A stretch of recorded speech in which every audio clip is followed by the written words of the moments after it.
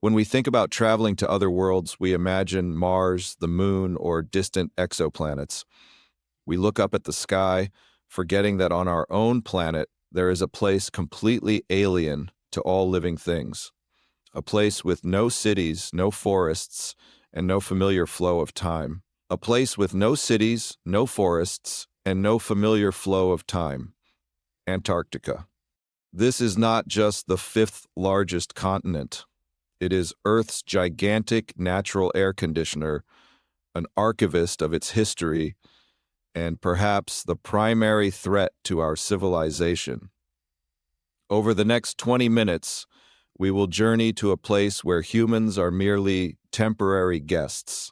We will discover why Antarctica is officially classified as a desert, what is hidden beneath its 4-kilometer-thick ice sheet, and how polar explorers manage to cope with isolation and extreme conditions. Let's start with a foundational fact that shatters common stereotypes. When asked, what is the largest desert in the world? Most people answer without hesitation, the Sahara. And that is a mistake. The largest desert on the planet is the Antarctic Desert. Its area spans over 14 million square kilometers. The definition of a desert does not depend on temperature. It depends on precipitation.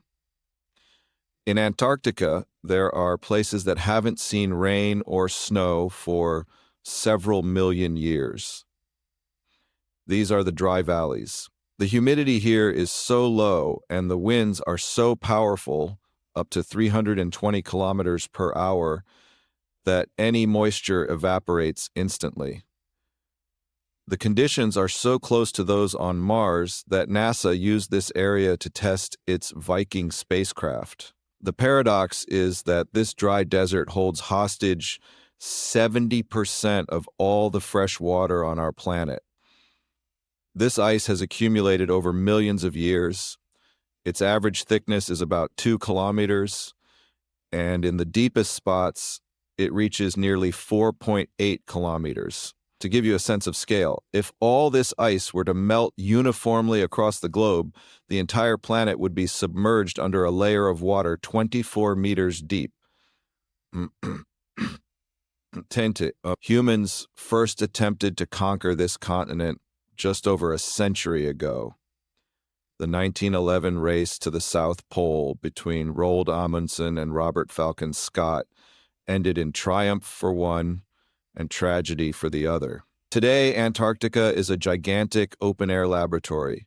There are around 80 scientific stations operating here, belonging to nearly 30 countries. Life at a polar station is a blend of military discipline, space-like isolation, and domestic comfort.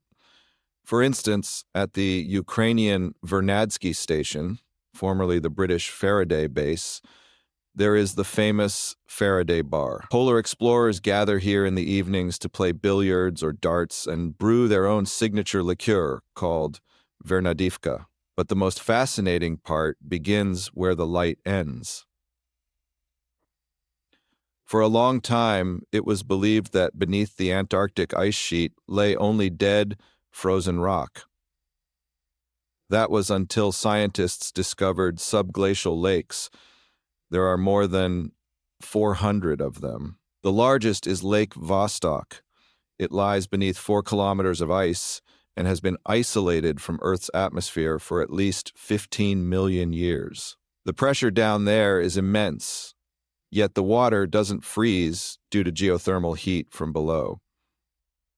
If life exists there, and initial samples show the presence, it provides an ideal model for studying Jupiter's moon Europa or Saturn's moon Enceladus, which also have oceans beneath ice crusts. Come to.